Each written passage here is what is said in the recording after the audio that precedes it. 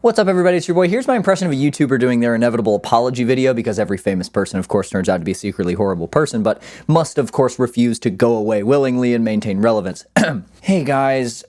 Let's just say I did a thing. Adulting is hard, and I, sir, do not win the internet for today. The thing about domestic abuse allegations is, aka Reed from Shameless Nerd. Today's video is about the importance of doing nothing. If you end up liking this video, please consider giving it a like and subscribing to the channel. You can also join these beautiful people on the screen right now by clicking the join button to become a member of the channel, whereupon you will get exclusive access to some members-only videos, as well as access to every video a few days early. You can also join the Shameless Nerd Discord at the link in the description and email me with any questions, comments, concerns, or cool pictures of monkeys at readfromshamelessnerd@gmail.com. All right, let's get into it. We are surrounded by so much stimulus. This is not a novel observation. I'm not the first to say, hey, there's so much vying for our attention, but I want to start this video by making note of that. When you wake up, before you get out of bed, as soon as you open your eyes, you grab your phone and you check your notifications, all pushed to you by various apps whose entire business model hinges upon you keeping that app open longer than you keep open a different one. You put that down to play the podcast you like to listen to in the morning, or the music that soundtracks your morning routine. You get ready, you get in the car, you turn on the radio, and are bombarded by ads, which now take up 18 minutes of every hour on average on the radio, or by pop music, which is more maximalist and Avengers-y than ever before, every hit song being an amalgamation of country and rap and pop, Post Malone featuring Morgan Wallen and Lil Baby or whatever the hell. Or you put that podcast on and you listen to like their Vuori and AG1 and BetterHelp ads, or you listen to your algorithmically curated made-for-you AI daily playlist on Spotify. You get to work, you open your computer and you navigate through emails and Zoom meetings and spreadsheets and the like, or if you're lucky enough to not be in a high-pressure office job, you spend 8 hours of your day in one of two ways. Either extremely overstimulated in some hyper-stimulating scenario, like my day as a teacher in charge of maintaining peace in an educational environment with over 137th graders all day, or the hell that is like restaurant work or a trade job, high pressure and dealing with people having really bad days all day because of a leak or their AC not working or their power shut down, or you're doing some draining physical work all day, supremely overstimulated, or the inverse, where your job is extremely easy and deeply unstimulating, and then you have the luxury of getting paid to ultimately not do that much. So you scroll social media all day, or you watch TV or YouTube. You're not watching me at work right now, are you? Or you listen to podcasts or music. Then work ends, you head back home, you're overstimulated in the car again to arrive at home so you can first stressfully do whatever tasks are necessary to maintain your home, and often listening to a podcast or music or watching a YouTube video while you do it, before unwinding by continuing to distract yourself and be overstimulated, doom scrolling or watching super stimulating TV shows, or doom scrolling while watching TV, which so many of us do now. And then you lie on your side and you scroll social media until you drift off to sleep. Was that stressful to hear? It was stressful to do. If the description of the average day-to-day life is stressful, imagine how subconsciously stressful it must be to our brains to live like that every day for years, end over end. This is why I spend so much of my time working on creative projects, like I'm going to talk a lot about in this video. And when I do, there are two things for which I'm very thankful, and they are from the sponsor of this video, FlexiSpot. Look, y'all, I'm a single parent making YouTube videos in my shed. Please watch this ad, okay? I promise it won't be that bad. 90 seconds on the clock. Let's talk about this desk. FlexiSpot has twice now reached out to give me what both times has frankly ended up being a way nicer piece of furniture than I was even anticipating. And that's genuine, that's honest. They didn't write this ad, right? If they did, they would have never written Blake Lewis should have won American Idol Season 6 over Jordan Sparks, which is what it says right here. What, did I write that? I love a standing desk because sitting down for 8 hours a day feels good in the moment, but feels really, really bad when you stand up afterward. And the FlexiSpot E7 standing desk is just a really, really good one. It's not miraculous, it's just a standing desk. It's a really good standing desk, and it's way cheaper than any standing desk like it. So it stands to reason, if you're interested in a standing desk, which you should be because they're awesome, you should buy this one because it's a good one and it's cheaper than its peers. It's motorized, it's stable and sturdy as hell. It can hold 440 pounds, which is even more than I weigh, and I'm jacked as hell. It comes in a bunch of cool colors and materials. I got the coolest one, of course, because I have impeccable taste, and a super wide range of heights. It's a great standing desk, right? You can buy it, as well as the C7 office chair, another just like genuinely maybe unexcitingly just like a really good, high quality, solid piece of furniture that does exactly as advertised for a lower cost than its competitors, which I've talked about in more detail in the ad in my Make Your Hobbies Your Superpower video. You can buy either of these things at the link in the description, and if you leave a note saying Shameless Nerd sent you and you use my promo code ITE7P50, which they wouldn't let me change, you can get $50 off. Thank you so much to FlexiSpot for sponsoring this video and for reaching out to like small DIY creators like me and providing this cool opportunity. And thank you guys for watching and putting me in a position to continue having so many cool opportunities like this.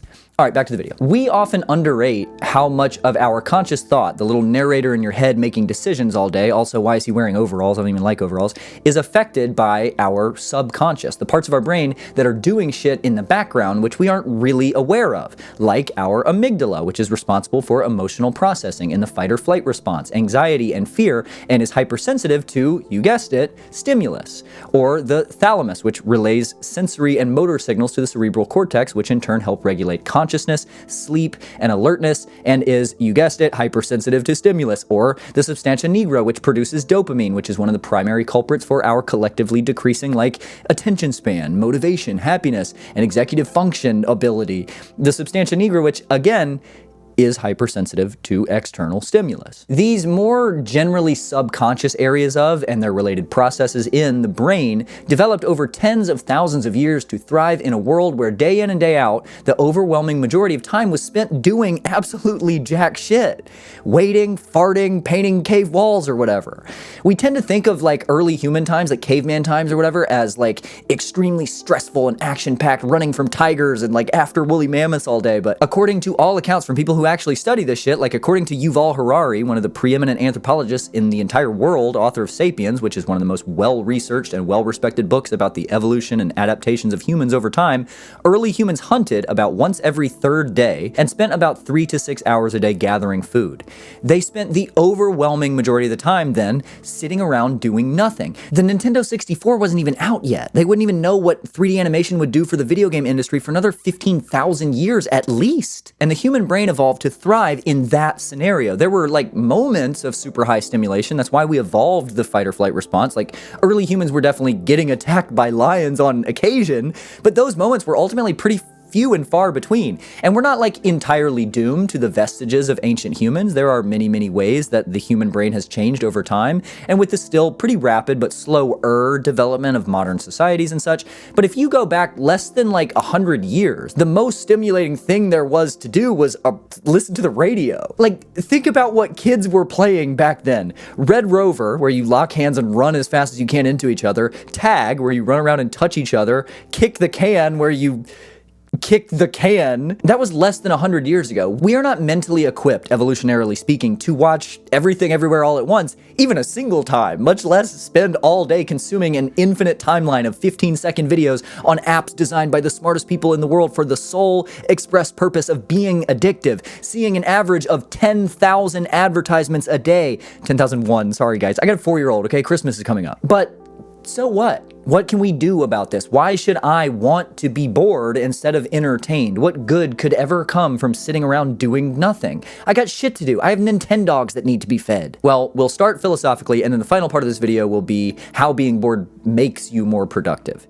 Philosophically speaking, like on a human level, we have known the value of doing nothing for centuries. There are entire religions based on it. Specifically, the Chinese religion and philosophy of Taoism, as well as like much of Buddhism, hinges almost entirely around the concept of what in Chinese is called Wu Wei, which means non-doing or doing nothing. For Taoists, doing nothing is presence. It is the acceptance of one's circumstance and the effortless sort of peace that results from taking no action in attempts to control. Lack of control being one of the core tenets of the philosophies of Confucianism, Taoism, Buddhism, and a bunch of others.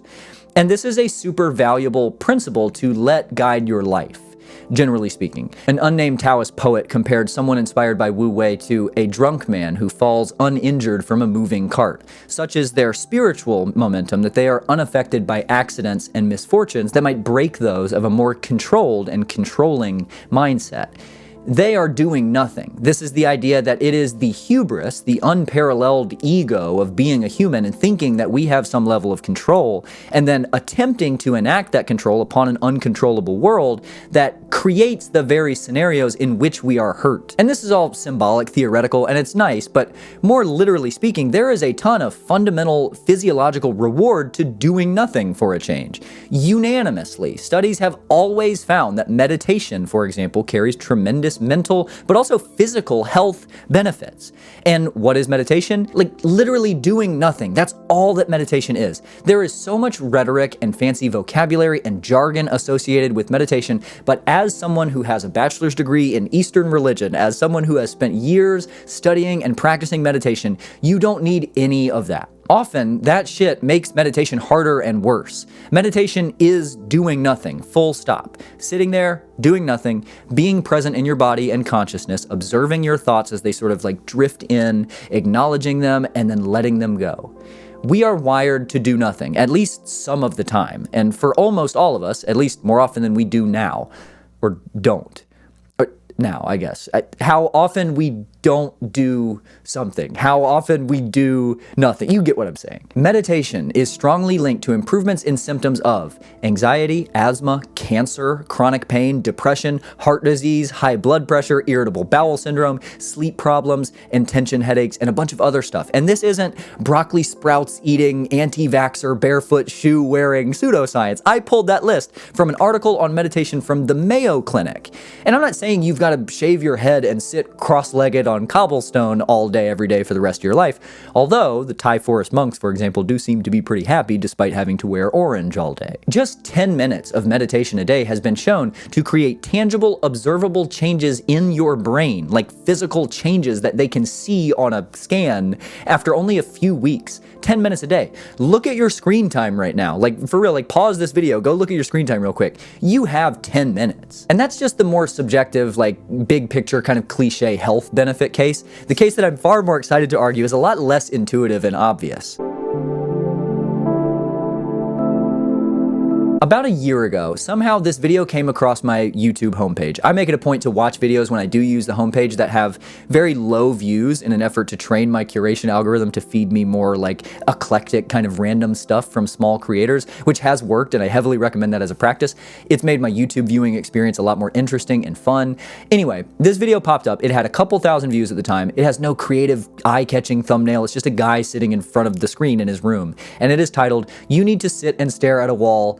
It works." And for some reason I clicked on it. And I'm going to make a case very similar to the one that Hoff, the creator of that video, makes in that video. But I really urge you to watch that video also, and maybe check out some of his others as well, as it seems to be like his only video that really ever like popped off. Anyway, in that video, this guy sitting in front of his laptop webcam in his dreary black and white bedroom completely changed my life in less than 7 minutes. The simplest way to put it, to me, is that being bored is a superpower. Being bored is uncomfortable, and we can use that power for good, or we can continue to let it subtly guide us toward placated, vaguely unhappy nothingness like we all have since the advent of infinite social media timelines.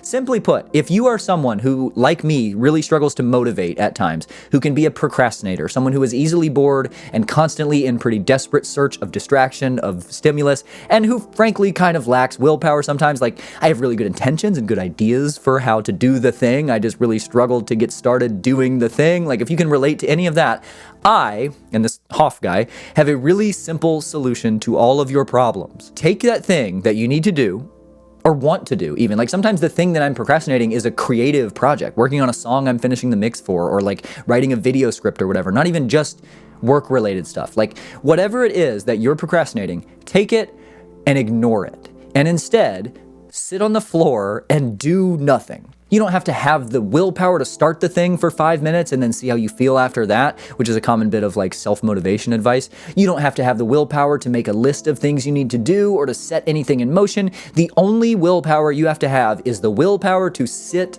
on the floor and do jack shit. And you have that amount of willpower. And within minutes, if you're anything like me, and if you're watching this video and you've made it this far, I know that you are, within minutes, you will start to lose your mind. And suddenly, that homework that you've been putting off, that job application you've been avoiding completing, that spreadsheet you've been working on, all of a sudden, that stuff becomes the sweet, beautifully tranquil solace that you've been searching for. The very mechanism that will lift you out of this dreadfully boring and miserable state that you are in. If you sit on the floor and do nothing for 5 minutes, you will start to think about doing that thing that you've been putting off in a different way. If you sit there for another 10 minutes, that thing will start to seem not so bad. If you sit on the floor and do nothing for 30 minutes, whatever you need or want to do will feel like the most fun thing you could ever possibly participate in. And then the cliche self-motivation advice works, because an object in motion does tend to stay in motion. And once sitting on the floor and doing nothing motivates you to get that thing that you've been putting off started, you will finish it. Because A, an object in motion stays in motion, but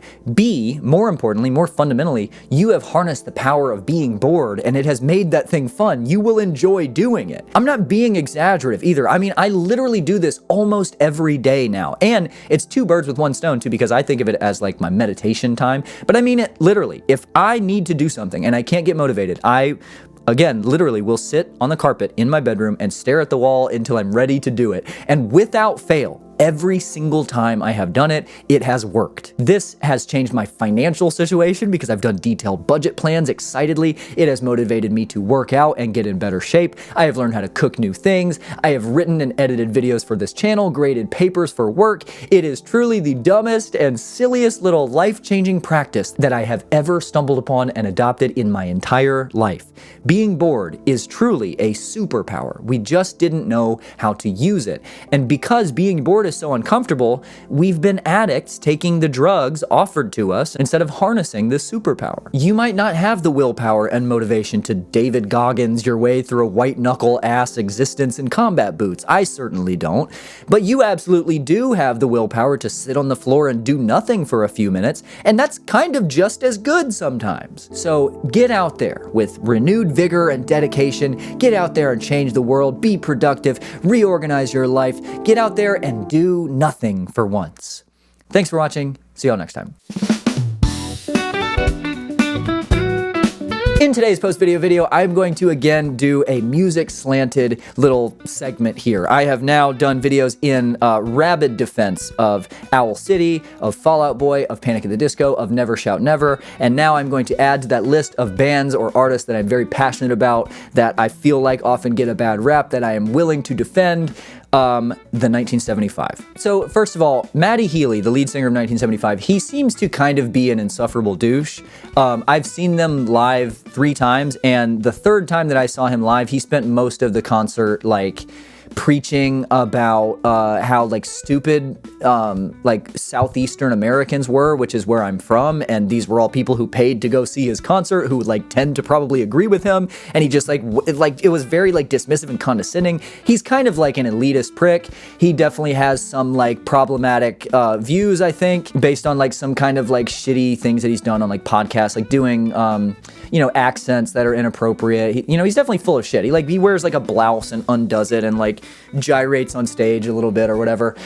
But he doesn't seem to be evil, and he has a songwriting superpower that I think is like my favorite thing, which is to take something very profound and big. I just made a video about like pretty much this entire concept. The whole video is about it in my video about the Frightened Rabbits album, Midnight Organ Fight. But to take this big giant feeling, or this big concept, and then to make it feel almost stupidly, almost like childishly simple, and present it in a way, it's like taking this giant thing and compressing it down to this little package and then giving it to you, and then when you open it, it like expands again, and you feel that feeling, you know what he's talking about.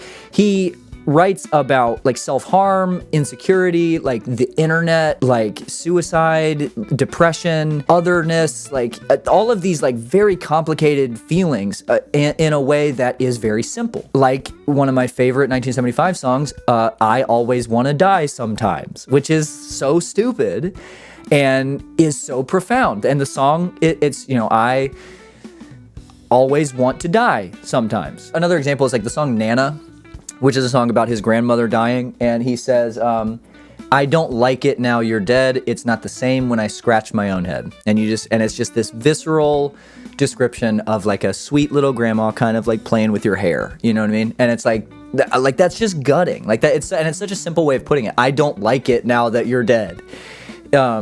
Which I can certainly relate to. But in addition to like the lyrical ability that he has, because he does miss sometimes. I think they have songs that are kind of stupid, or like that like he tries to do that and he kind of swings and misses. But in addition to that, the sound that 1975 has, the nostalgic but still kind of cutting edge and like just pristine, like crackly, perfectly mixed and mastered, like giant sound that they have just like mastered, like not the master of the track, but like that they have, you know, done at the highest level or whatever, you know what I'm saying, is really, really cool. And they do very creative things. They have like very like experimental, like ambient kind of interludes on albums that feature very straightforward pop songs. And they have like these very beautiful segments in songs that are then very like poppy. And I really like the idea of repackaging pop music, like big pop music, like bubblegum sounding pop music sometimes, repackaging that for like a deeper message and like a more profound ethos or whatever. And I think 1975 does that. I'm going to quickly rank their albums, not counting the live albums or anything like that. There are 5 albums, and I'm going to just rank them real quick from bottom to top. So at the bottom, I'm going to put Brief Inquiry at the bottom, even though it has that song that is like probably my favorite. After that one, in the 4 spot, I'm going to put Debut. It's just not as like ambitious and like thoughtful, I think, maybe, as some of their later stuff. Then, and the number 3 spot, I'm going to put their most recent album, Being Funny in a Foreign Language, which is more narrow in scope, but deliberately so. It's a more of like like Matty Healy, I think, I saw in an interview, he said that it was more of like a Polaroid picture, like, you know, it's kind of like a vignette of an album, and I think it does really well. My favorite songs from there being Human 2, I love Wintering, and then in the number 2 spot, I'm going to put Notes on a Conditional Form, which the best songs on that one, let's see, Guys, which is just the sweetest song ever about the band. He's like, you guys are the best thing that ever happened to me. It's a song about the band that he's in, which I think is really a cool sentiment. Me and You Together song, Jesus Christ 2005, God Bless America, is a fantastic song with Phoebe Bridgers. Tonight, I Wish I Was Your Boy. If You're Too Shy, Let Me Know. This album is very like drum forward. It's very bouncy. It's very fun. And I love it. And then the number 1 spot, that leaves us with I Like It When You Sleep, For You Are So Beautiful Yet So Unaware of It, which is a nostalgia pick for me. This album came out when I was in college, and I listened to it on repeat for maybe a year straight. But it just has all the songs that mean so much to me personally. Paris, Nana, She Lays Down, Loving Someone, If I Believe You, which is this beautifully executed, like, religious questioning song. Ugh, which is this really fun, like, groovy song. Love Me. It's just, like, I think it's just the strongest. There are the most songs on this album that mean the most to me, that I think are the most, like, that perfectly do what they're trying to do. 1975 is a very ambitious band, and I think they swing for the fences a lot, and I think that album is like their highest score in a home run derby. That's kind of how they, I think, do their albums and their songwriting, and I think that's kind of the best that they did. So I guess that's it. The camera died right when I was signing off. Bye, love you.